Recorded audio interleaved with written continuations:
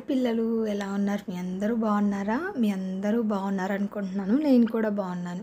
ఇవాళ మీరు యేసయ్యకి ప్రార్థన చేసుకున్నారా? యేసయ్యని స్తుతించారా? మొదట మనం యేసయ్యని స్తుతించిన తర్వాతే అప్పుడు మన పనులు స్టార్ట్ చేసుకోవాలి. మనల్ని యేసయ్య రాత్రంతా కాపాడినందుకు మనం యేసయ్యకి థ్యాంక్స్ చెప్పాలి. ఇవాళంతా కాపాడమని యేసయ్యని అడగాలి. ఓకేనా? మీరు కూడా అలా చేయండి. మీకు ఒక మంచి స్టోరీ చెప్తాను ఇప్పుడు. ఆదాము అవ్వ స్టోరీ అనమాట. ఫస్ట్ భూమి అంతా ఖాళీ ఉన్నప్పుడు అప్పుడు దేవుడు అక్కడ ఒక ఏదైనా తోట తయారు చేశాడనమాట పైన పరలోకం దగ్గర. అయితే ఆ ఏదైనా తోటలో దేవుడు ఒక్కడే ఉన్నప్పుడు దేవుడు మొట్టమొదట ఒక మనిషిని తయారు చేశాడు. ఆ మనిషి తన చేత్తో నేల మట్టి తీసి ఆ మట్టి నుంచి ఆ మనిషిని తయారు చేశాడు. కానీ అతడు ఏమాత్రం కదలలేదు. అప్పుడు అతనికి నాసికా రంధ్రంలో జీవవాయువును ఊది అతన్ని తయారు చేశాడు. అతన్ని ఆ ఏదైనా తోటలో ఉంచాడనమాట. ఆ ఏదైనా తోటలో ఎన్నో పక్షులు, జంతువులు చాలా ఉండేవి. అతని పేరు దేవుడు ఆదాము అని పెట్టాడనమాట. అయితే అప్పుడు ఆదాము దేవుడు కలిసి చక్కగా ఆ ఏదైనా తోటలో అంతా ఉండేవాళ్ళు. ఆదాము అక్కడ ఫలాలు ఉంటాయి కదా, చెట్లు కాస్తాయి కదా కాయలు, ఆ కాయలు తింటూ చక్కగా ఏదైనా తోటలో ఉండేవాడు. అక్కడ ఎన్నో రకాల పక్షులు, జంతువులు ఉండేవి.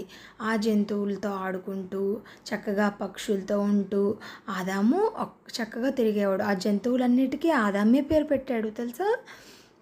అయితే ఆదాము ఒక్కడే ఉండడం చూసి దేవుడు అతనికి ఎవరినైనా ఇంకొకరిని తోడుగా తయారు చేయాలి. నేను మా తండ్రికి ప్రార్థన చేసుకునేటప్పుడు ఆదాము ఒక్కడే ఉండేవాడని చెప్పి ఆదాముకి గాఢ నిద్ర కలుగజేశాడు. ఆదాము నిద్రపోయిన తర్వాత అతని ప్రక్కటెముకల్లో ఒక ఎముకని తీసి ఆ ఎముకతో ఒక ఆడ మనిషిని తయారు చేశాడు. ఆమెను ఆదాముకు తోడుగా ఉంచాడు. అప్పుడు ఆదాము ఆమె ఇద్దరు కలిసి ఉండేవాళ్ళు అనమాట. యేసయ్య తండ్రికి ప్రార్థన చేసుకునేటప్పుడు ఒక్కడే ఉండకుండా ఇప్పుడు ఆదాము అవ్వ ఇద్దరు ఉండేవాళ్ళు. వాళ్ళు చక్కగా ఏదైనా తోట మొత్తం తిరుగుతూ అక్కడ కాసిన కాయలు తింటూ చక్కగా ఆ జంతువులతో, ఆ పక్షులతో చక్కగా ఆడుకుంటూ ఉండేవాళ్ళు. వాళ్ళిద్దరూ చక్కగా మాట్లాడుకుంటూ ఉండేవాళ్ళు. అయితే దేవుడు ఒక మాట చెప్తాడనమాట వాళ్ళకి. ఇక్కడ ఎన్నో చెట్లు ఉన్నాయి కదా, ఈ చెట్లు కాయలన్నిటినీ మీరు కోసుకొని తినచ్చు. కానీ ఆ తోట మధ్యలో ఒక చెట్టు ఉందే, జీవవృక్ష ఫలముల చెట్టు.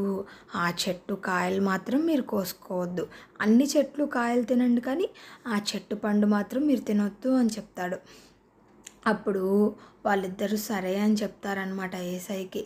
అయితే ఒకరోజు ఆ మనిషి ఉండిద్ది కదా, ఆదాముకు తోడుగా చేసిన మనిషి. అయితే ఆ ఆడ మనిషికి ఒకరోజు పాము కనిపించిద్ది. దేవుడు చేసిన భూజంతువులన్నిటిలో ఆ పాము చాలా యుక్తి గలదంట. అయితే ఆ పాము అవ్వతో అనిద్ది, మీరు ఈ చెట్టు ఫలాలు తినొచ్చు కదా అని అడిగిద్ది. అప్పుడు ఆ అమ్మాయి అనిద్ది, యేసయ్య మమ్మల్ని వీటిని తినకూడదని చెప్పాడు అనిద్ది. కాదు, మీరు ఇవి తింటే మీరు చాలా మంచిగా అవుతారు, మీరు అన్నీ తెలుస్తాయి మీకు, అందుకే యేసయ్య మిమ్మల్ని తినొద్దని చెప్తాడు అని చెప్పిద్ది. అప్పుడు ఆమె ఆ కాయ కోసుకొని తినిద్దనమాట. ఆ కాయ కోసుకొని తిని ఆ ఫలాలు అయితే తన భర్త అయిన ఆదాము ఉంటాడు కదా, అతనికి కూడా కొన్ని తీసుకెళ్ళి వాళ్ళిద్దరూ ఆ ఫలాల్ని తింటారు. అప్పుడు ఈ ఫలాలు నీకు ఎవరిచ్చారు అని ఆ ఆదాము అడిగితే ఆమె ఆ సర్పం ఇచ్చిందని చెప్పిద్ది. అయితే వాళ్ళిద్దరూ ఆ ఫలాలు తినగానే వాళ్ళకి ఒంటి మీద బట్టలేం లేవని తెలిసిద్ది, వాళ్ళు దిగంబరులుగా ఉంటారని తెలిసిద్ది. అప్పుడు వాళ్ళు సిగ్గుపడి చెట్లు చోటుకెళ్ళి దాక్కుంటారు యేసయ్య కనపడకుండా. యేసయ్య వచ్చిన తర్వాత అప్పుడు ఏంటి మీరు ఎక్కడున్నారు ఆదాము అని పిలుస్తాడు. అప్పుడు మేము ఆ ఫలాలు తిన్నాము, మేము దిగంబరులుగా ఉన్నామని మాకు తెలిసింది, మంచి చెడులన్నీ మాకు తెలిసినాయి అని చెప్తారు.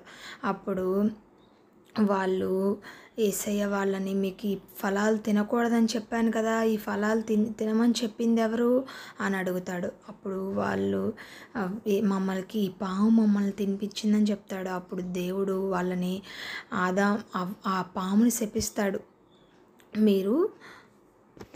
అప్పుడు యేసయ్య ఆ పాముని శపిస్తాడనమాట.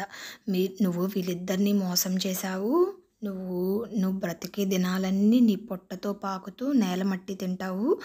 నీ పిల్లలు, ఈ మనుషుల పిల్లలు నీకెప్పుడు శత్రువులుగా ఉంటారు. వా వాళ్ళు నిన్ను తల మీద కొడతారు. నువ్వేమో వాళ్ళని మడమ మీద కాటేస్తావు అని చెప్తాడు. అయితే అప్పుడు అవ్వమ్మకేమో దేవుడు ఏం శాపం పెడతాడంటే, నేను చెప్పిన పండ్లు తినొద్దని చెప్పినా కానీ నువ్వు తిన్నావు. నువ్వు తినడమే కాకుండా నీ భర్తకు కూడా తినిపించావు అని చెప్పి అప్పుడు అవ్వమ్మకు శాపం పెడతాడు. నువ్వు ప్రసవ వేదన ఎంతో నొప్పి ఎక్కువ అయింది నీకు, నువ్వు వేదనతో పిల్లల్ని కంటావు అని చెప్తాడు. ఆదాంకి ఏం శాపం పెడతాడంటే, నువ్వు భూమి మీదకి వెళ్ళిపోయి భూమిని ఎంతో కష్టపడి దున్నాలి, వాటి నుంచే సేద్యం చేసి నువ్వు కష్టపడాలి, నువ్వు కష్టపడితేనే నీ భార్య పిల్లలు పోషించబడతారని చెప్తాడు. అప్పుడు వాళ్ళిద్దరికీ బట్టలు లేనందున వాళ్ళిద్దరికీ చర్మపు చొక్కాలను చేపించి వాళ్ళిద్దరికీ తొడిగిస్తాడు. అప్పుడు దేవుడు వాళ్ళని భూమి మీదకి పంపించేసి ఏదేనికి తూర్పు దిక్కున కెరూబులు నుంచుతాడు. మరి అట్లాగే జీవ మార్గానికి వెళ్ళే మార్గంలో అక్కడ ఖడ్గపు జ్వాలను ఉంచుతాడనమాట. విన్నారు కదా పిల్లలు. అప్పుడు ఆదాము తన భార్యకు హవ్వ అని పేరు పెడతాడు. ఎందుకంటే ఆమె భూజనులందరికీ తల్లి కాబట్టి ఆమెను హవ్వ అని పిలుస్తారు. ఆదాము హవ్వలు అనమాట. అప్పుడు వాళ్ళిద్దరూ భూమి మీదకి వెళ్ళిపోతారనమాట. భూమి మీదకి వెళ్ళిపోయి ఇంకా అక్కడే కష్టపడి పని చేసుకుంటూ ఇద్దరు ఆదాము అవ్వ ఉంటారనమాట. చూసారు కదా పిల్లలు ఈ స్టోరీ, ఆదాము అవ్వ స్టోరీ మీకు నచ్చిందా? అయితే మన ఛానల్ ఉంది కదా, కిడ్స్ బైబిల్ స్టోరీస్, ఆ ఛానల్ని సబ్స్క్రైబ్ చేసుకోండి. వీడియో కింద రెడ్ కలర్ సింబల్ కనిపించింది, అది క్లిక్ చేసి దాన్ని నొక్కిన తర్వాత పక్కనే బెల్ క్లిక్ చేయండి. మీకు మేము వీడియో పెట్టగానే మీకు నోటిఫికేషన్ వస్తుంది.